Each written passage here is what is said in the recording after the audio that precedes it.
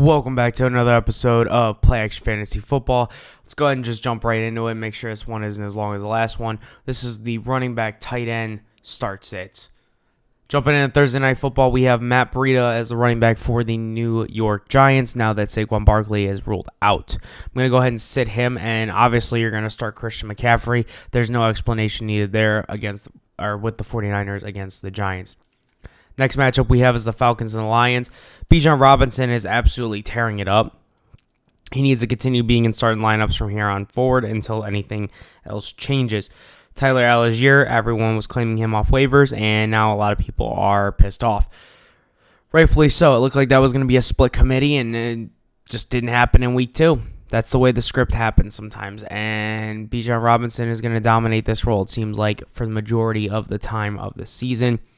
I expect a 70-30 split from here on out. Bijan Robinson a start. Algier is going to be a sit. Other side of the ball, David Montgomery was definitely more of the lead back for the Lions, and now he has a thigh injury. He is questionable, and it seems doubtful that he will play. If that is the case, Jahmyr Gibbs is automatically in your lineups. In a defense like the Falcons, this is a pass-catching and bell cow type of running back. It definitely seems like with Jahmyr Gibbs, he seems to run fast. He seems to run hard downfield. He's very elusive, and he can outrun a lot of linebackers, which is not super easy to do when you're running side to side. Now, downhill is a different story, but side to side, that's definitely something difficult to do. Jahmyr Gibbs should be a start if David Montgomery is out. Now we're moving on to the Chargers and the Vikings, and I'm going to go ahead and sit every single one of these running backs. I mean, we just heard Austin Eckler might not even have a timetable, or we don't have a return time for him. It could be the rest of the season. It could be 2 weeks. We don't know when he'll be back. Joshua Kelly did not do anything with that either. With him being able to become the feature back, he has not done anything with it. They're both sits for me. And then you look at the Viking side, Alexander Mattison being the lone back, and after filling in time for Dalvin Cook here and there, he hasn't done anything with his numbers either. And if you haven't noticed on the graphic already, before I recorded this, Cam Akers was traded to the Vikings. So keep that in mind. We'll look at that and see how that plays out, because clearly they didn't think Alexander Mattison was doing his own. So either they brought Cam Akers in to see if he'll compete for that starting role or to maybe motivate Alexander Mattison. But as of right now, all 4 of these guys are going to be sits for this week. Moving on, we got the Saints and the Green Bay Packers. Kendre Miller is going to be a sit, and Tony Jones Jr. is going to be a sit. Jamal Williams is out more than likely for a couple weeks now with a thigh injury. It sounds like he is going to be needing at least a couple weeks before he's back to full strength. Aaron Jones, I did forget to put a questionable mark next to him. He is questionable this week, so I apologize for that part of the graphic. However, Aaron Jones playing at home in Lambeau, if he does play, that's an automatic start. A.J. Dillon, on the other hand, is going to be a sit. Aaron Jones has been doing what we expect Aaron Jones to do, and he's been doing very, very well for most people in fantasy, especially now that you need him to, because there's no Aaron Rodgers. So for him to still do the pass-catching production that he has without Aaron Rodgers is definitely a plus when you know you have Jordan Love under center. Moving on, we have the Texans at the Jaguars. Dameon Pierce and Devin Singletary are both going to be sits for me. Dameon Pierce has barely eclipsed over 5 points per game so far in fantasy football. That's not going to do it when you're the number 1 back.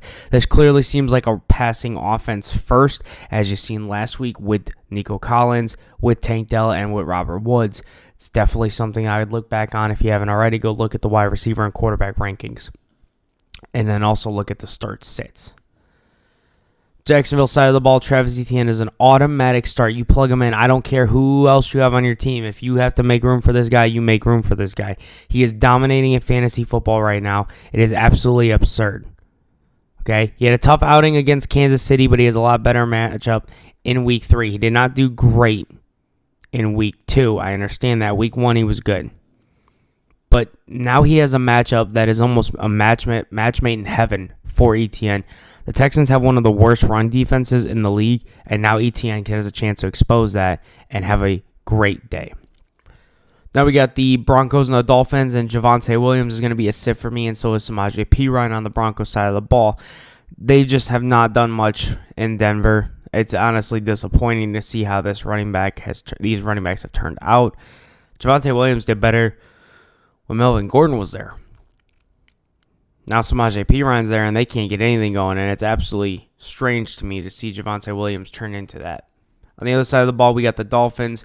Raheem Mostert is going to be an automatic start for me as well. He just exploded against the Patriots. 18 carries, 121 yards, and 2 touchdowns. He's definitely looking more like that running back one that they expected him to be coming into the season. A lot of Devontae Achey hype going on there. It definitely seems like Mostert's going to be carrying the workload for majority of the season. Tennessee and Cleveland. Derrick Henry is going to be a start in this matchup. For me, the Browns defense is tough against the run, but Derrick Henry is Derrick Henry. This dude is massive. It's going to take a good amount of people to get him down, and he also can catch the ball in the backfield.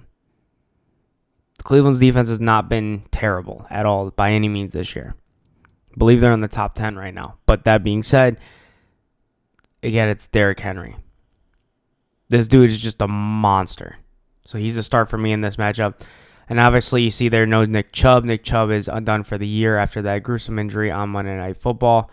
Just absolutely devastated for any Browns fans in that situation. Jerome Ford is going to be a starting running back for the Browns moving forward. However, for me, he will not be a starting running back for me in this week. I got to see what he does. 100 yards after Nick Chubb got hurt. However, out of those 100 yards, a 68-yard, 69-yard run, that was the only thing that really kind of inflated those numbers. Kareem Hunt, on the other hand, just signed with Cleveland as well, and until I see what that type of role he has in Cleveland again, that's going to determine how he goes moving forward with start-sits with me. Buffalo at Washington, and James Cook just had an amazing performance in week 2. 17 carries for 123 yards rushing. He had 4 catches, 36 yards. That's a great week for James Cook. Latavius Murray did, however, find the end zone as well, but it seems like he is touchdown dependent. So until we can see anything change there, which if you're a James Cook owner like I am, you're hoping it does not, you're not going to be starting Latavius Murray anytime soon. Washington side of the ball, you got Brian Robinson, and he just took over this whole entire running back by committee thing and threw it out the window. It seemed like he was going to be the guy going into the season, and it definitely was proven in week 2 against the Broncos. 18 carries, 87 yards, 2 touchdowns. He also had 2 catches for 42 yards. Brian Robinson had himself a day last week, and Antonio Gibbs has kind of been an afterthought. Now, why don't we move on to the Colts and the Ravens here, and a couple interesting names here that you might see on this graphic. Zach Moss is definitely the lead back here for the Colts. Deion Jackson did not do anything with his opportunities at all the last 2 weeks. Zach Moss has been a little bit better. Not a huge amount, but in a game here where you do have a veteran quarterback in Gardner Minshew, I expect them to be able to get a little bit more running game going now that you don't have a rookie under center. That's definitely a benefit of not having a rookie under center. Ravens side of the ball, Gus Edwards will be a start for me in this matchup. Justice Hill, I forgot again to put a questionable. It seems like he got hurt with a toe injury. Might not play in week 3. And then you just seen a report earlier today. I seen it as well. Kenyon Drake just signed with the Ravens. That is going to be interesting to see now how this running back situation plays out. It's a sad thing as well with J.K. Dobbins. He just cannot stay healthy, and I feel for Ravens fans who had high hopes for J.K. Dobbins, just as I did this year as well.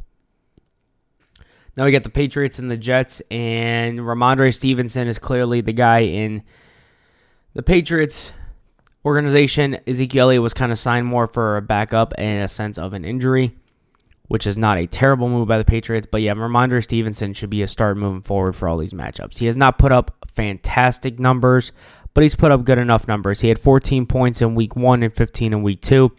That's enough for me to put him as a running back 2/flex guy for me. Enough for me to start him almost weekly. He's got the pass catching upside as well. Not too many running backs in the NFL have that. He seems to be one of them. Now moving on to the Jets side of the ball, you have Breece Hall and you have Dalvin Cook. Breece Hall did not have a great game in week 2. However, that was because of the fact that they fell behind early and often. Now, the Jets and Patriots usually do tend to have really, really good games, no matter what the situation is. I expect this to be a bounce back week for Breece Hall. He is questionable. Again, that it seems to be a thing that they're just leaning in every week with, is he's questionable because they want to ease him in to that ACL tear injury. They want to ease him back into this season, which is smart on the Jets' part because you don't want to overwork him, but you also see that he is clearly the better running back. Panthers in Seattle, and Miles Sanders is questionable in this matchup, and Chuba Hubbard might be the starter. However, both those guys, I'm going to go ahead and sit them.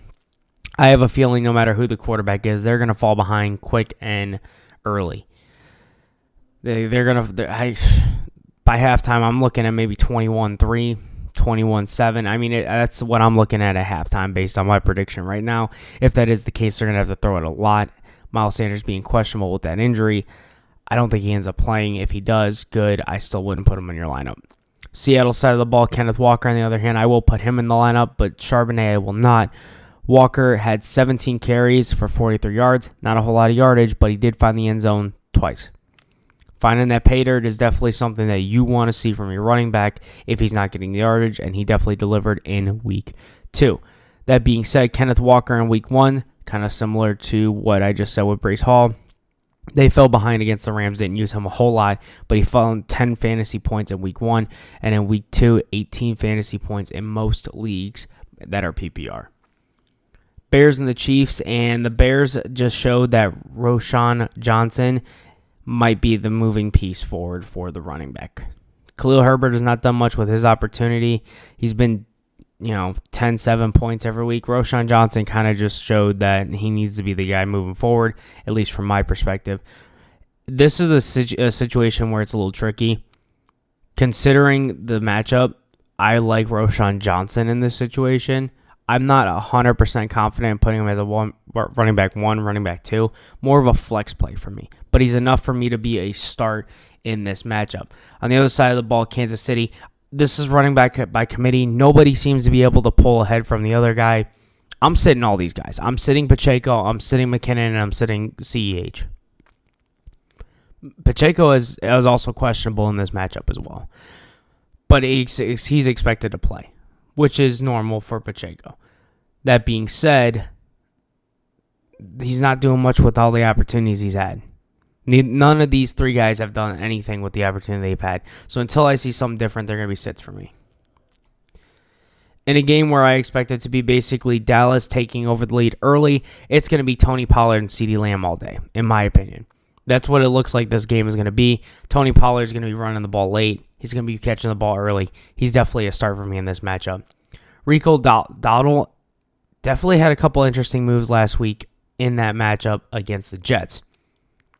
Obviously, if he's going to do anything, it'll be late in the game. He's never going to outperform Tony Pollard. He's going to be a sit. Other side of the ball, James Conner. Like I said, Dallas I expect to be in the lead early. They also blew a lead last week. The Cardinals did against the Giants. That being said, James Conner is definitely a pass-catching running back and definitely beneficial in that situation, whether he's down or up on his opponent in this week matchup against the Cowboys. No matter how this game plays out, James Conner's a start. Keontae Ingram is going to be a sit in this matchup as well. Moving on, we have Sunday Night Football. This is the Steelers and the Raiders. Jaylen Warren's going to be a start. Najee Harris is going to be a sit for me. Jaylen Warren clearly looks like the better back. Najee Harris has not done anything with his opportunity. It looks like he's just a wasted talent at this point. He went and had a good rookie year and then nothing after that. His only year with Ben Roethlisberger was the best year he had, sadly.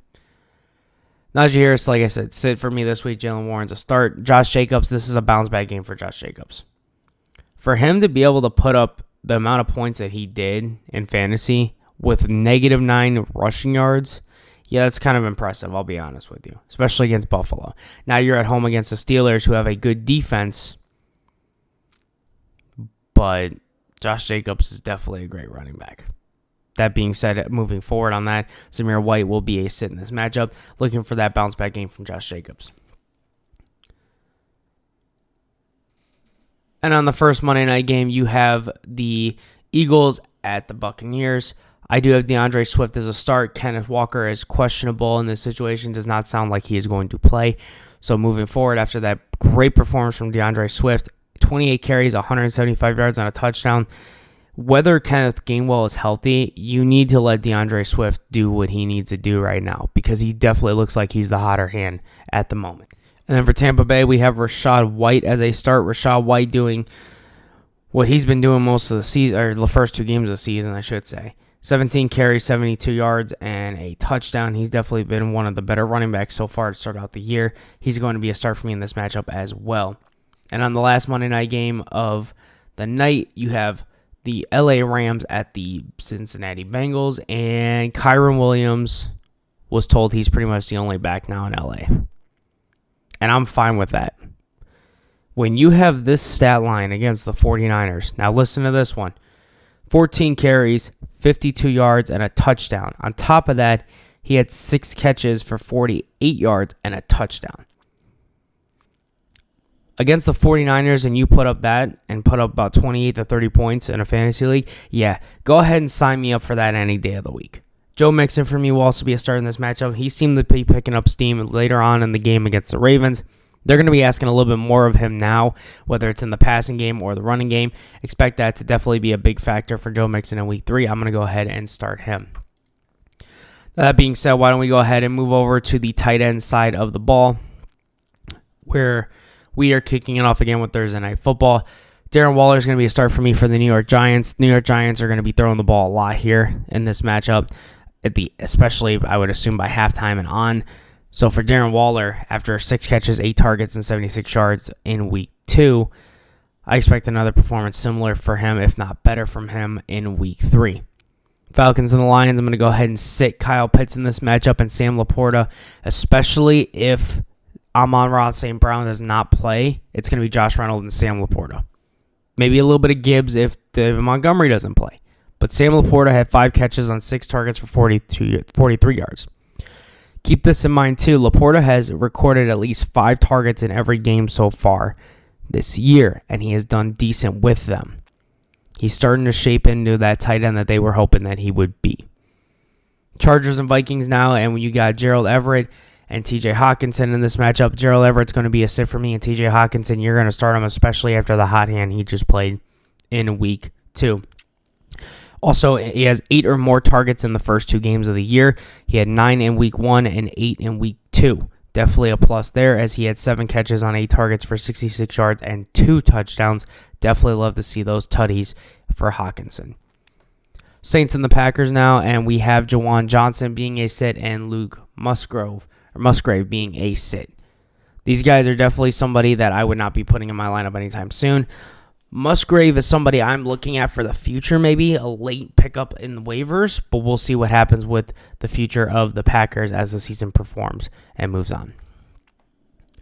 Texans and Jaguars now, and the Texans I expect to be down in this game, or at least be trying to compete, and the only way they're going to be able to compete is if CJ Stroud is throwing the ball.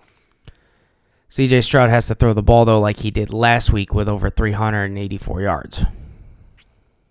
Dalton Schultz for me is going to be a start in this matchup, and Evan Ingram will also be a start in this matchup.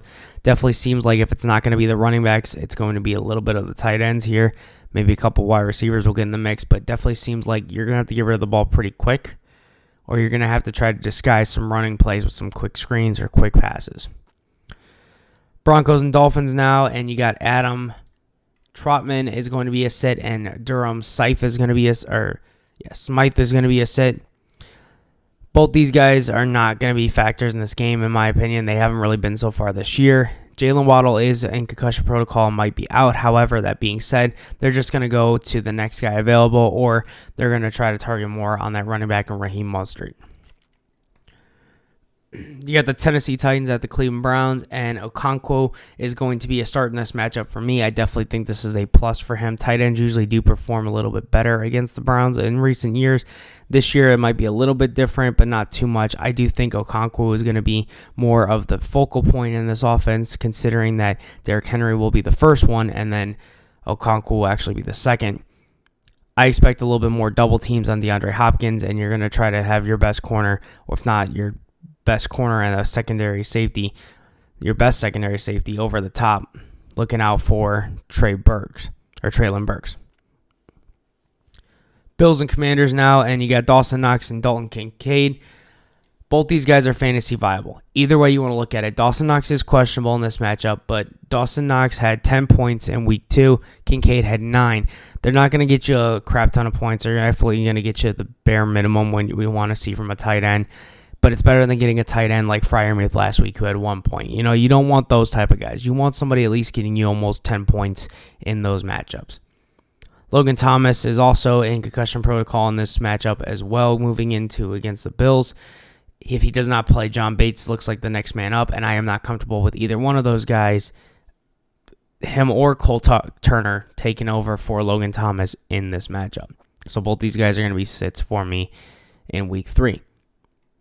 How about the Colts and the Ravens? And Kalen Grayson finally got his touchdown after 3 years. That comes after a veteran quarterback comes in. He had 3 catches on 4 targets, 16 yards, and a touchdown in week 2. Not a whole lot there. In this type of matchup, though, this is somewhere where I could see, Minshew's going to want to get the ball out quick and early. That definitely applies more to the tight end role, especially with no Jonathan Taylor in the backfield yet. So Granson's going to be a start for me, and then Mark Andrews is obviously going to be a start in this matchup as well. Patriots and Jets. Hunter Henry's been doing fantastic so far. Let's see if he can continue this hot stretch here. He is definitely one of the top 3 tight ends in the league as of right now for fantasy football. Jets side of the ball, Tyler Conklin definitely got targeted more from Garrett Wilson than you would probably expect Aaron Rodgers to do in that situation. Conklin in week 2 had 5 catches on 6 targets and turned it into 50 yards, just enough for 10 points and to call it a good day at tight end position. Carolina at the Seattle Seahawks here. Hayden Hurst is going to be a sit in this matchup, especially if Bryce Young does not play. I don't expect a whole lot of Bryce Young in this matchup. If he does play, you might see a mixture of him and Andy Dalton, but you're not going to see Bryce Young with the rushing upside of it. You're just going to see him kind of hand the ball off, maybe a quick screen here and there to receivers. I don't expect him to be able to have enough time on that ankle to plant and throw on a cross route to Hurst. Seattle, on the other hand, Noah Fant kind of came in and took over once Disley got hurt against the Lions. Disley had 3 catches on 3 targets for 35 yards, though. Noah Fant had 4 catches on 4 targets for 56 yards. Disley is questionable. It does not seem like it's a serious injury. He more than likely will be available in this matchup. However, I like Noah Fant better in this matchup anyhow. How about the Bears and the Kansas City Chiefs? Cole Kmet is definitely going to be able to get more targets in this matchup with them more than likely falling behind early to the Chiefs. So he's going to go ahead and be a start for me. And then obviously you're going to start Travis Kelce. He's back. He kind of found the end zone in week 2. Definitely a plus sign. Let's just see if he can continue to stay healthy and just put up enough fantasy points for you to be happy with Kelce's performance. Dallas and the Cardinals here.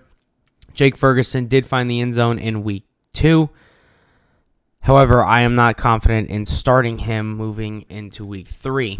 This definitely, like I said, seems like a Tony Pollard and CeeDee Lamb type of game. 3 catches, 4 targets, and 11 yards and a touchdown for Ferguson. Without that touchdown, he's not even relevant in this situation. Zach Ertz, on the other hand, is seeing a little bit more volume here, especially with Joshua Dobbs. Again, being able to get that ball out quick for Dobbs is going to be key in this matchup, or being able to run the ball as well. So if you haven't seen the start sit for the quarterback and wide receivers, go back and look at that in the matchup in there as well. Ertz had 6 catches on 8 targets and 56 yards in week 2. He also has had 8 or more targets in 2 games so far this year. So he's definitely seen those targets, and that's definitely an upside of that. Steelers and Raiders, you have Pat Freiermuth after a disappointing game and Austin Hooper. Both these guys are going to be sits for me. There's no doubt about it. These guys should not even be in the conversation for starts in this week. Pat Freiermuth, let's see if he does prove me wrong in this, but after what I've seen last week, after that chest injury, he just does not look like he's going to be targeted a whole lot until they're going to kind of give him playing time, but not target him a whole lot, kind of giving him a little rest in a sense. Eagles and Buccaneers here. Dallas Goedert will be a start for me in this matchup. Definitely seems like Dallas Goedert is getting those targets even with Devontae Smith and A.J. Brown. 6 catches on 7 targets for 22 yards. Obviously, his catches are going to make him more fantasy viable, but for him to get those targets, that's definitely how you get those catches. Targets equals catches usually is how that goes. So for me, Dallas Goedert's going to be a start. On the other side of it, Cade Otton is also going to be a start in this matchup. I like what I've seen from Baker. He's targeting his tight ends now on top of Mike Evans. And if you can get some pass rush with that Eagles defensive front, that's going to allow Baker to get the ball out quick. And if you have to force him to get it out quick, that usually means the tight end or running back's getting hit. For me on this hand's going to be a 6 catches, 6 targets, and 41 yards from week 2. Definitely looking forward to seeing how he performs in week 3. And then to finish it off, you have the LA Rams and the Cincinnati Bengals, and Tyler Higbee is going to be a sit in this situation for me as well. Now that you have Puka Nacua, you have Tutu Atwell, and now Kyron Williams is taking passes, there's not really a whole lot of passing going around for Tyler Higbee, so he's going to be a sit moving forward. Bengals, on the other hand, Irv Smith Jr., like I said, it's kind of a similar situation there. You have Jamar Chase, Tyler Boyd, T. Higgins, and Joe Mixon. Not a whole lot of tight end movement going on for the Bengals in this Week 3 matchup as well. And again, that's going to do it for our start sit for the running back and tight ends. Make sure you give us a like, subscribe, follow, turn on the notification. We definitely want to make sure we get as many views as possible on this to help us out. Please make sure you share it with your friends or family, whatever way possible. We're here to help you guys try to win your fantasy football matchups. Look at the videos, take it back. If you have any questions, let us know. You're debating between a matchup, let us know. We're here for you guys, and we will be here for continuing moving forward. Other than that, you guys have a good one. We'll see you next week. Enjoy your week of fantasy football.